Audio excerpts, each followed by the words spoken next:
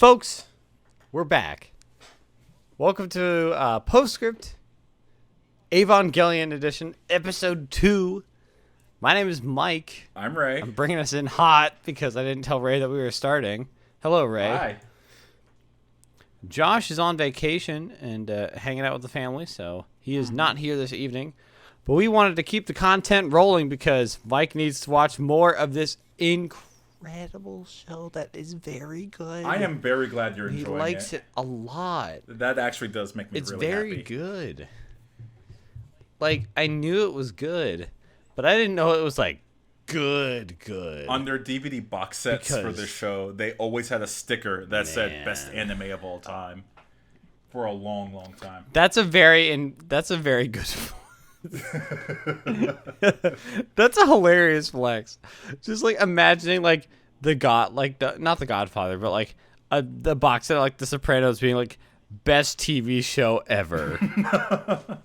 Well, they get that flex because they were very constantly funny this show is constantly voted as like best anime of all time. Obviously, it doesn't hold that title as much anymore, but it's still really, really good. Yeah. And I'm really glad you're enjoying it.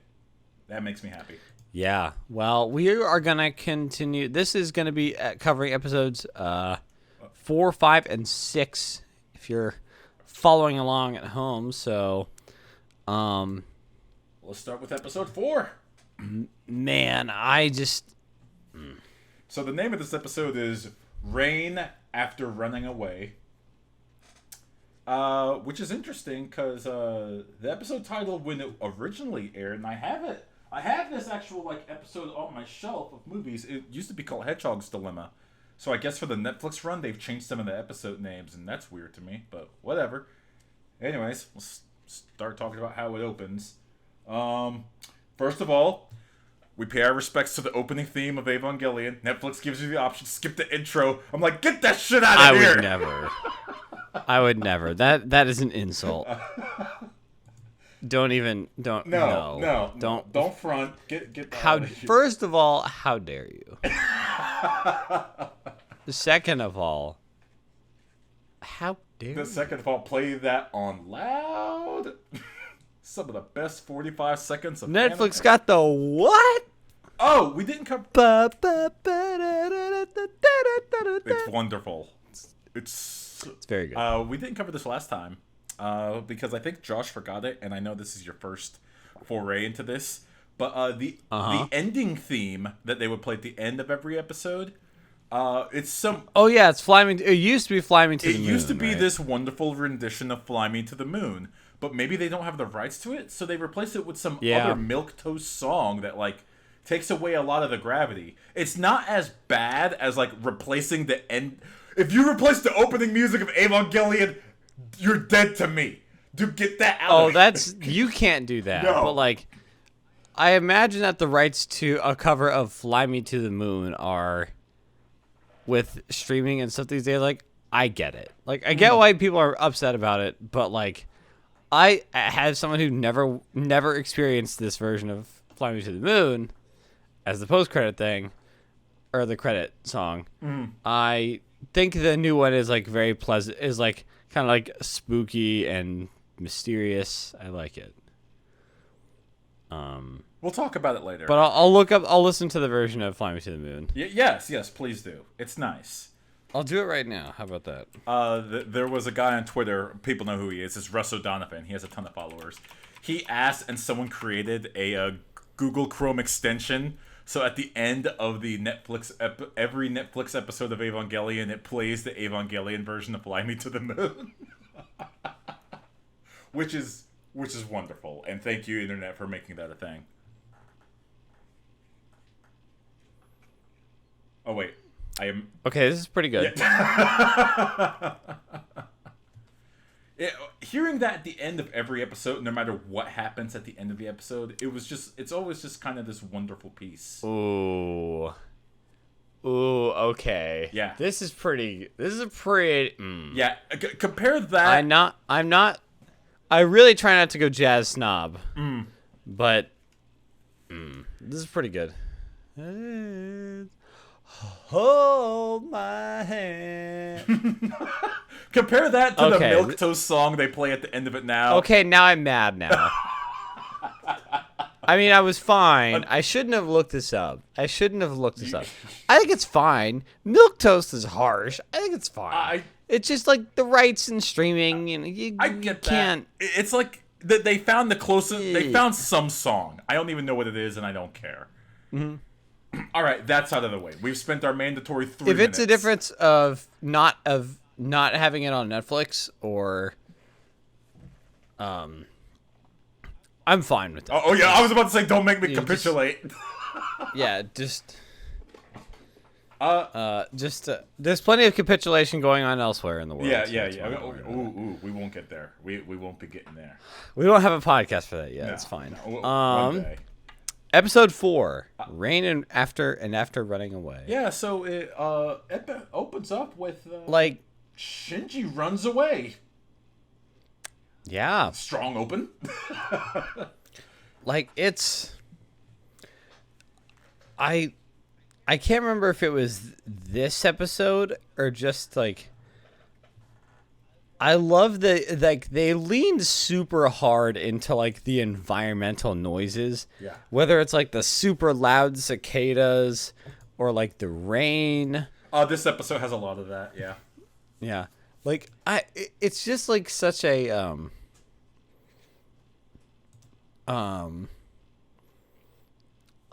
it's just like I love like the kind of pacing of it, because this is like after the first couple episodes, which are like pretty action packed and stuff, like this is just like it's a really great kind of slow like come down like episode where it's like and just it's just so pleasant to like be in those environments, even though this is like a really hard time for Shinji, the main character. Yeah, that's why he runs away. It's because in the last episode after that, and I rewatched what you and Josh were talking about, like the type of scream that they used for Shinji. And yeah, he is a 14-year-old kid that has the weight of the world on his shoulders, and he is really expressing it. Even the actor, the voice actor, is giving himself a sore throat for the next week to do that line. Lots of respect to that. Yeah, and it's like it's very. I think I haven't watched a lot of other mech anime, to be honest, but I imagine like they're pretty good about hey, it's not just like cool robot. Like a lot of times it's about like, hey man, there's a person inside that robot. Depends on the mech anime. There's some that are like some versions of Gundam are better about it than others. Gundam Wing, we'll take for example, is all about like teenage angst and good-looking boys hopping into mecha and just beating up whole militaries, and there's nothing that can stop them. And then you have like, what was that last Gundam I just watched?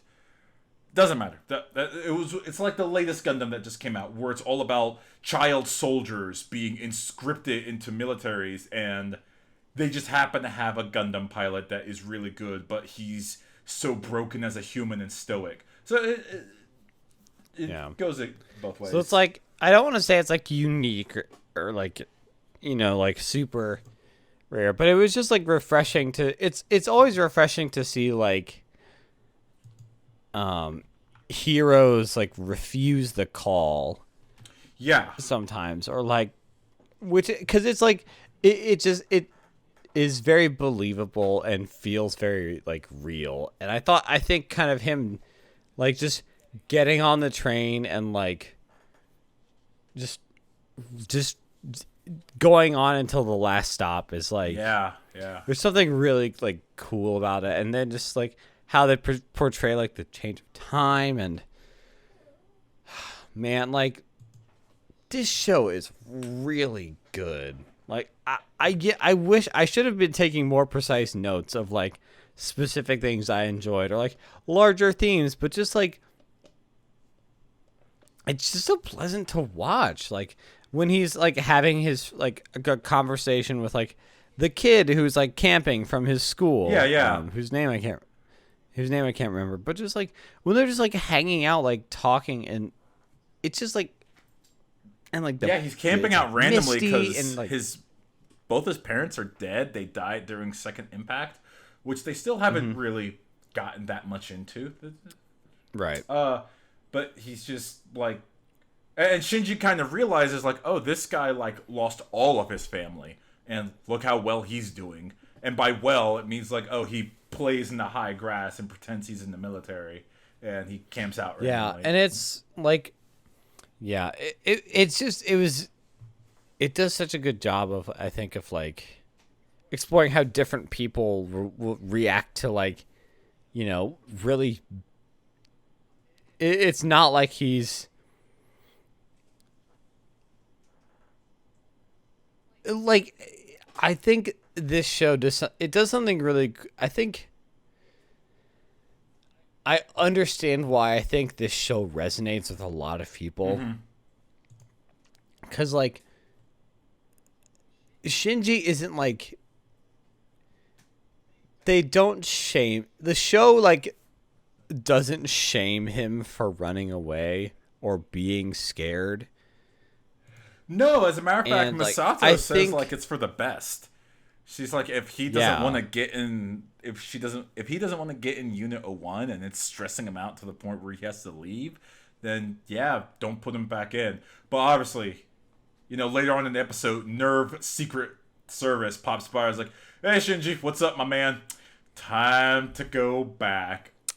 And it's like, okay, that's real, because if he's the only one that can save the world to pilot this giant biomechanical thing that clearly costs up to $1 billion or whatever like that, you're gonna have constant security on him, and they're like, all right, you had your fun, let's go. Yeah, but like, I really appreciated how like the show wasn't like Shinji didn't come around and say, yeah, I was being a big dummy and a loser, or like they didn't like put him down No. for like, being scared or like not wanting to like live up to this. And that is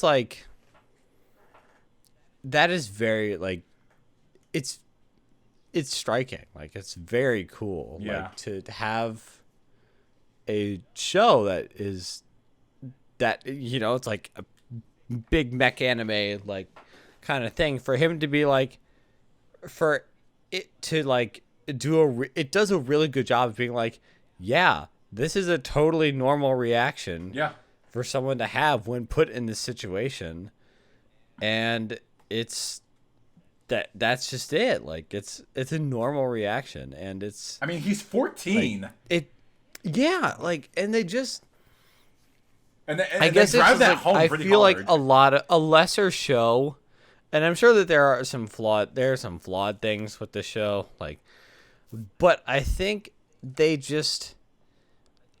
fact that they like didn't like make him out to look like some kind of like loser, or it's like they did a really good job of like showing how like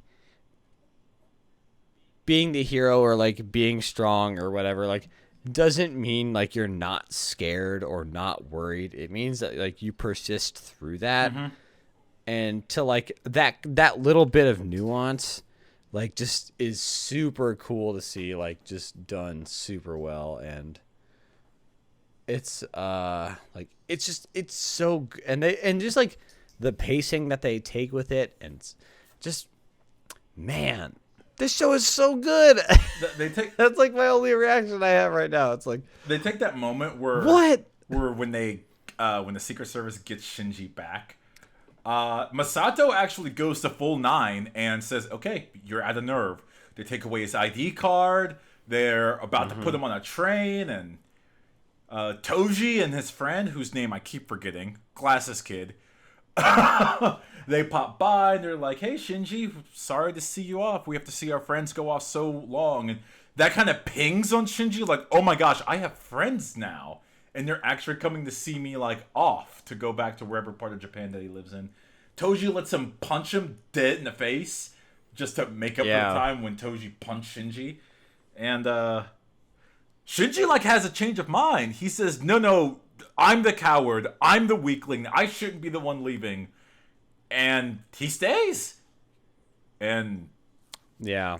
And I think like cut to my earlier point, it's like the fact that like he kind of makes that change, but it felt so organic and like it's not like someone browbeat him into doing that. Like it's something he was the agent of his own decision making there, I think. Yep. Like even though like the Secret Service or whatever came to like pick him up, like they were happy to like, you know, like again, like Misato like was like, if you can't do this, you need to go. yeah. And they were gonna drive him to the train station and let him go. And then like and then we just get that beautiful moment. Like this killed me. Like Yeah. when Misato's like, wait, I think I made a mistake. I'm gonna floor it to the train station, and she does, and like comes peeling around the car like, Gert! And then she sees the train pulling away, Yeah. and you're like, oh no, did he get on the train? And then you see him there on the platform, and she turns around and looks at him, and it just hangs there like For a whole minute. for an entire that's how long it was, isn't it? The same shot, like no one's moving or anything. It's just like a picture. It just sits there for a whole like minute, and it feels like an eternity. I mean, because like the cicadas are going off, like you just hear like the ambient noise, and it was I was just like, oh my, like it was just such a great job of like driving home like how big of a moment this was. Like it's so small just because I didn't get on the train. Yeah. But like space stretching that out just makes just blows that moment up in a way that it is like it is super. It's some of the parts of this show that have, I think, like I don't know if I've seen anything that hasn't aged like super poorly yet.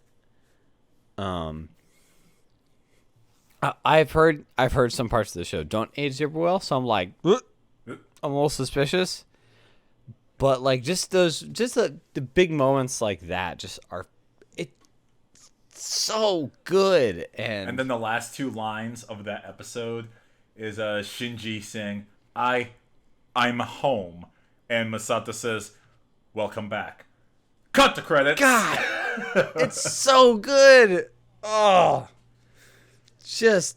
And as you said, that was Man. all agency. They, besides the security guards picking him up because that's their job, Shinji was in complete control of that episode. If he wanted to F off, Yeah, and it's he like had the choice to F off. it's so refreshing for someone to like see a protagonist like not be like a hot-headed like, you know, gung-ho kind of guy, and then like not through like being shamed or like browbeaten into doing the right thing. Like it feels so like his decision to like these people need me. I need to do this. Like I'm still scared, but I'm gonna do it. Like it turns some and it bravery right feels there. It's so like I feel like they just in my opinion I think they just like it was super cool to see him just like it felt really organic and really well like it felt very believable, and it's just like, man, this show is that episode I think was like I think might have been my favorite so far. Like it's very good. We're gonna come up soon on one of my favorite, not favorite episodes of Evangelion. No, one of my favorite episodes in anime. Like definitely one of my top 5. Wow. But anyways, well, let's go on to episode 5. That's not my favorite episode in the anime, by the way. Episode 5 is a good build up to it. It starts off and they're... Oh, wait, hold on. Once again, the opening. You watch that. And then you get to the episode. And it starts off with a new Evangelion. I was hoping to get your thoughts on what you thought of Prototype 00, Mike. Prototype 00 is having a bad day. Yeah, it goes berserk immediately, like during a test run. You get to find out why Rei, when you first time saw her, was covered in bandages with broken Why they're like, bones. get into Ava, Shinji, or else we'll put the broken lady. We'll I'm put like, the- wow, what happened to her? And then now we like find out what happens to her. Yeah, that's intense. The Ava has a Shinji's dad, Gendo. like Gendo, like just is like, oh no, and like runs down, and like after like they eject the escape pod Yeah. thing, and it like runs into the corner and blows up and whatever and shoots out a liquid. He like rips open the door, and you're just like, man, there's some weird vibes go. This guy just has all sorts of bad vibes. Cause he like hates his own kid, but is like super protective and. I can't wait to watch more of this with you. I cannot wait. I've got a really fucking bad feeling about it. Oh man, I'm so excited. Oh god, just bad vibes from Gendo. Muy very bad vibes. I love this scene because they are showing what happens with their test model Ava. And the test model Ava is rejecting living is what's happening. And they say this like really fast, like it's breaking all bio connections. It's rejecting the interface that we're putting on it. Like it's rejecting the fact that it's alive. And it's trying to slam its head into the wall. It's punching the observatory. Like it's trying to punch Gendo. Yeah, I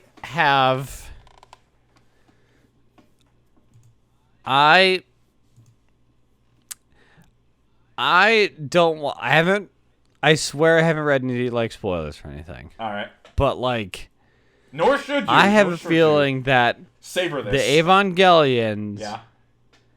as we know them, and the angels are the same thing. They are very similar, and the like mecha style housing is like a means of control over the angel. That's an interesting theory. I have a let me see here.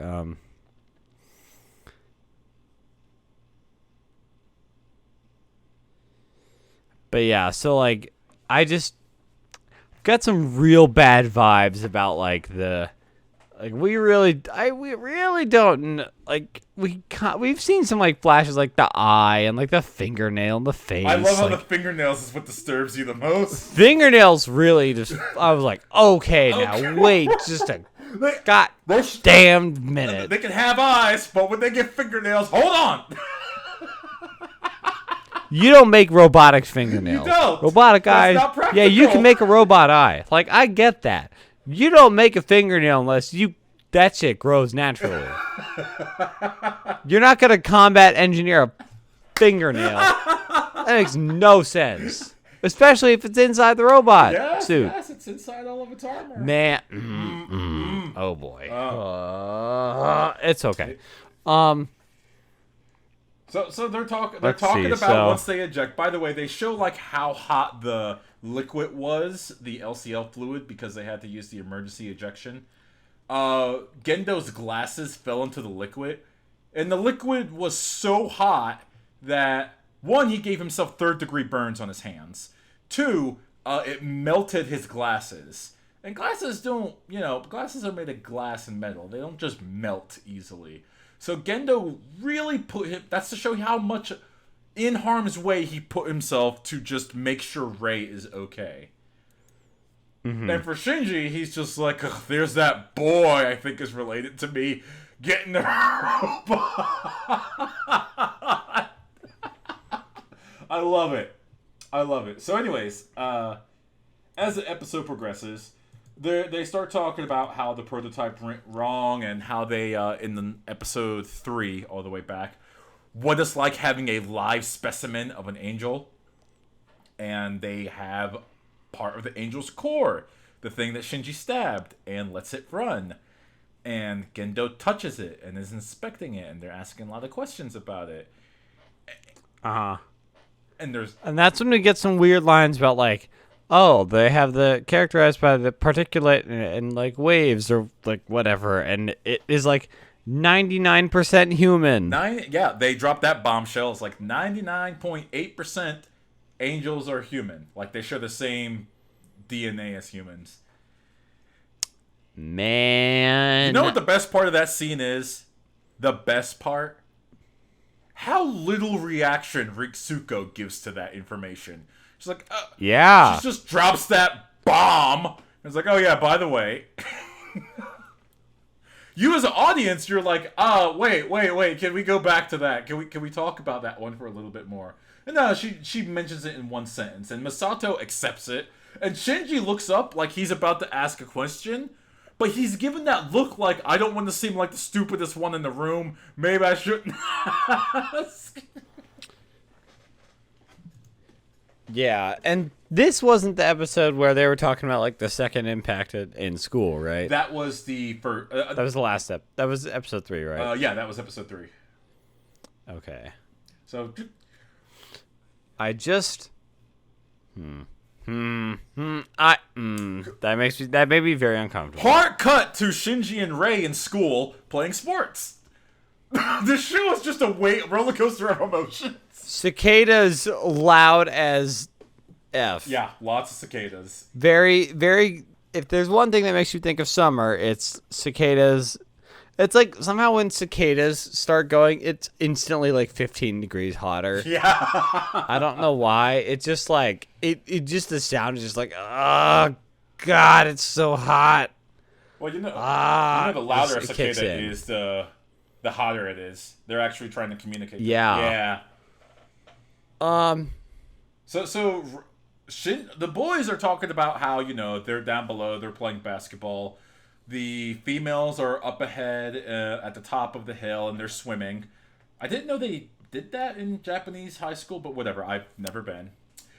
Yeah. But the boys are just like, oh man, look how hot the girls are. And they're high school boys, whatever. They're going through puberty. But they're like, hey, Shinji, don't you think Ayanami Rei's really hot? And Shinji just kind of points out how sad it is that she's always alone and never talks to anyone. It's very humanizing a bit. Okay. Hard cut. Another hard cut to Shinji and Rei being at Nerve, and you get to see something that you've not seen in this entire series yet. Rei Ayanami smiles, and Gendo Akari is talking to Rei, and he also smiles, and there are tears in Gendo's eyes as he's talking to Rei. I am deeply concerned. No. Go back and rewatch it. Shinji's mouth is agape like that Pikachu meme because he can't believe it himself. Man, I do not like the vibe from that guy at all. It's just like, oh, excuse me. I am preparing myself for like the worst, grossest possible thing, and I just like, I love how you're taking it to that level.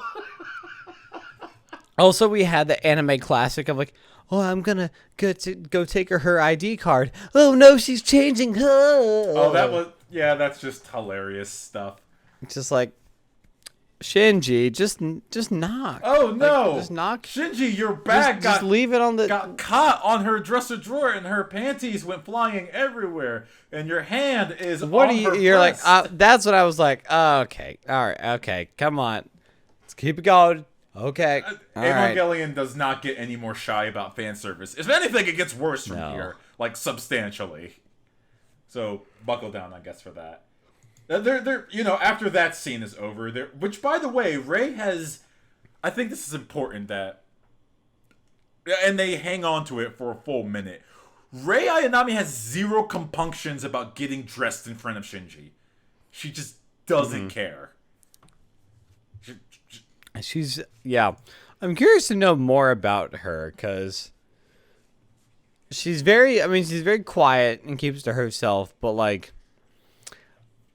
I feel like there's a lot more going on here, like than meets the eye. I don't know, man. They have that awkward train ride to the nerve station, and on their way down the escalator, they start having a conversation back and forth, and Shinji tries to apologize. Hey, sorry, I fell on you and groped you and saw you naked and everything like that. And Rei doesn't care, and they start talking about Shinji's father, Gendo, and Rei says, "Isn't he great?" And Shinji says, "No, he's like the worst father ever." And Rei slaps him across the face.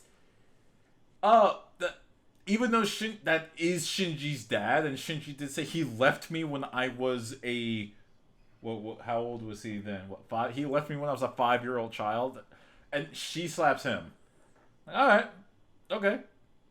Clearly, Rei feels strong feelings for Gendo because he cared for her to save her when the Eva went berserk. Mike is thinking other things, and that's fair. Mm-hmm. I love how uncomfortable this is making you.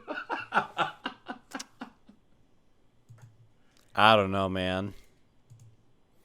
Bad vibes from Gendo. Not a fan. All right, let's talk about getting to the end of the episode. An angel attacks. It's a rhombus.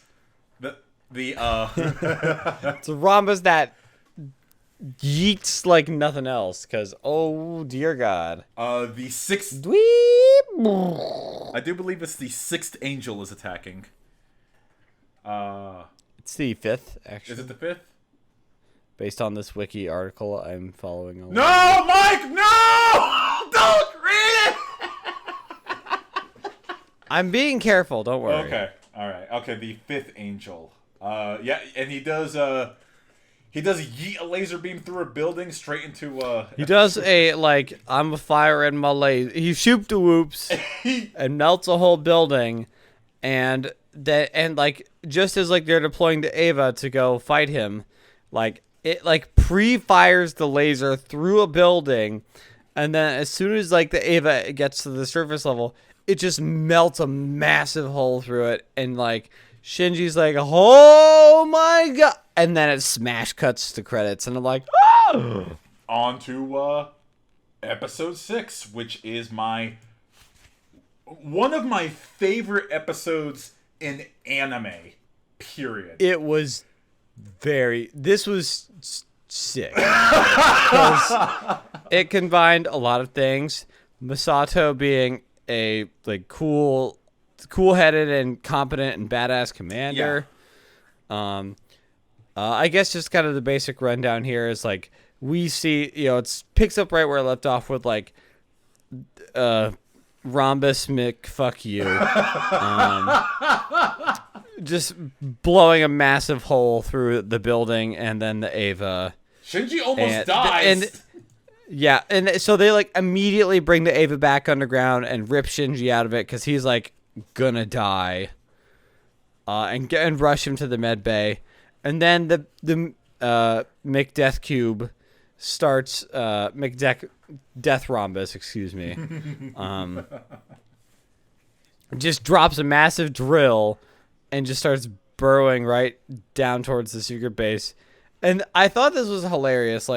They were talking about okay, how much time do we have before this thing hits the base? And this guy and the voiceover in this part was the drill will be here. The drill will pierce the secret base in 24 hours. It's drilling right over Tokyo 3. That's exactly where it's drilling. I'm not super excited about this one or the other. It's me talking about the drilling of the robot. And I was like, dude, I appreciate your solemnity under the gravity of this moment, but they were a lot more intense. It was very funny. They were a lot more intense in the original runs of Evangelion, if I may say that. The voice actors are doing their thing, but Yeah, I'm glad I'm not the only one. Honestly, I thought it was great because I was like, man, this guy is so chill. He's like, yeah, just another day, another death cube trying to kill me. Tell me something. Tell me something I don't Another know. day, another unfathomably large monster we happen to call angels is trying to destroy the Earth, and it's doing a damn fine job of it so far. So yeah, the rest of the episode is just like Misato trying to figure out. All right, so Operation Deploy Avra, catastrophic failure. I thought you'd love this when they deploy like a giant balloon Ava Unit 01. And it's like, whoa, my god, beep! It just like kills it instantly. Yeah, the moment it raised the balloon, the balloon's gun arm, bam! It doesn't exist anymore. That's what I was like, oh, this rhombus thing, but oh no. Yeah, it detects threats and immediately just yeets away the threat. Oh no, this is bad. Rei gets to see Shinji naked briefly. She doesn't care. She just comes by and delivers his Ava plug suit. And he's, like still, because he still gets like, he's super messed up. He's like, I don't know if I can go back in that thing. And she's like, don't then. Yeah. I'll do it. And it's just like, and then Shinji's like, I gotta do, and he like does the right thing. Yeah. And it's like, it feels super good. So I think what I also loved this episode had a lot of great, like, just kind of like environmental art too. Mm-hmm. Because like they're showing, because they're like, okay, this thing is going to be drilling into the base in like 10 hours or whatever. So if we black out all of Japan for like 5 hours and then like route all of this power through a bunch of batteries into the Ava. No. We can like not into the Ava, into a big fuck off sniper rifle. Yeah. Powered by the energy of mega Japan. Sniper thing. Like, and just crack the death rhombus with like a super like high focus like energy blast. They might be able to like crack the shield and blow it up. And like I loved how like not like low tech, but like,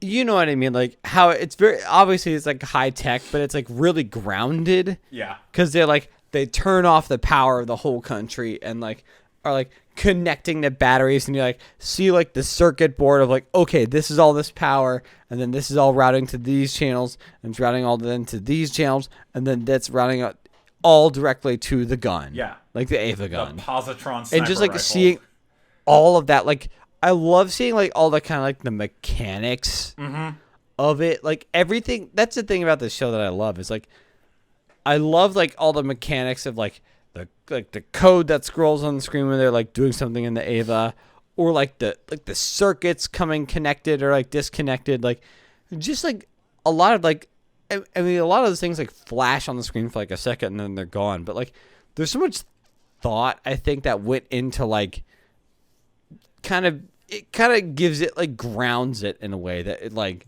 helps you build up like it helps sell like how big of a deal this is. Like it's not like the Ava just sat there like yelling for like 3 minutes to charge up an energy blast. Yeah. Like I think the grounded nature of like we had to turn off the country. Yes. We have to use all the power of Japan. We have to use all the power in the country. Charging that phone? No, you can't do it. No. Turn that shit off.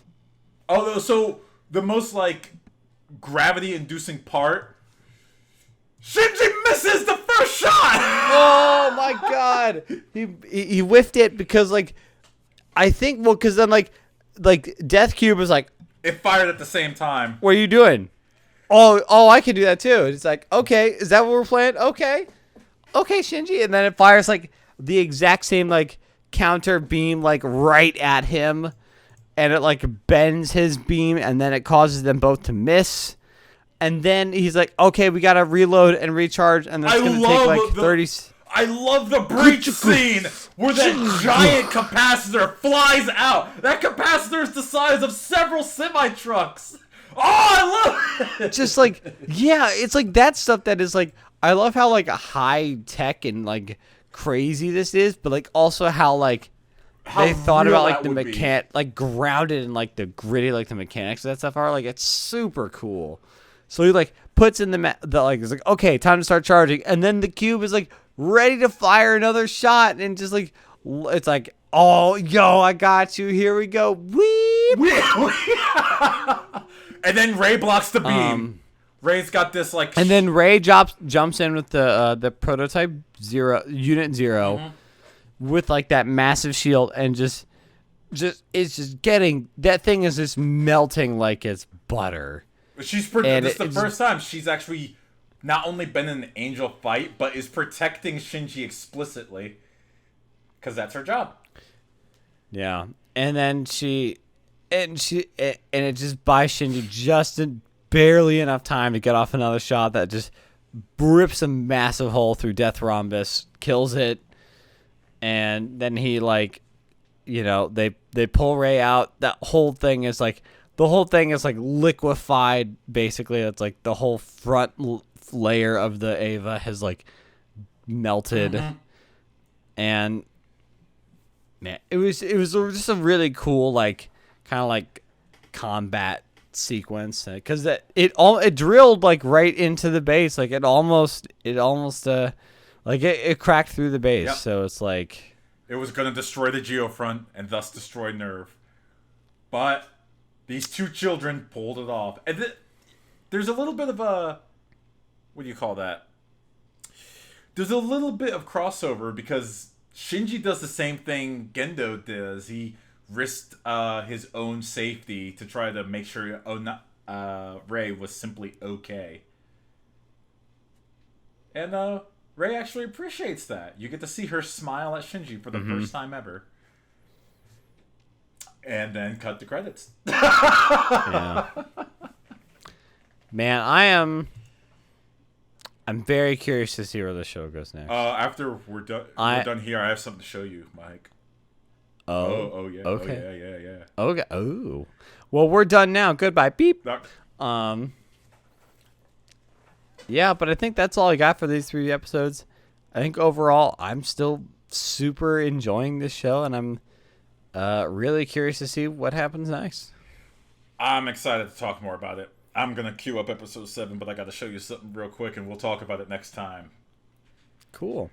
Well, hey, I think this is let's kind of bring this to the end of Postscript episode 2 for Evangelion rewatch. It'll be all up on the usual unscripted gaming places, what have you. Leave reviews. We love those. And peace out, folks. I don't have a good sign off for this show, but I'll think of one. All right. Peace. Goodbye.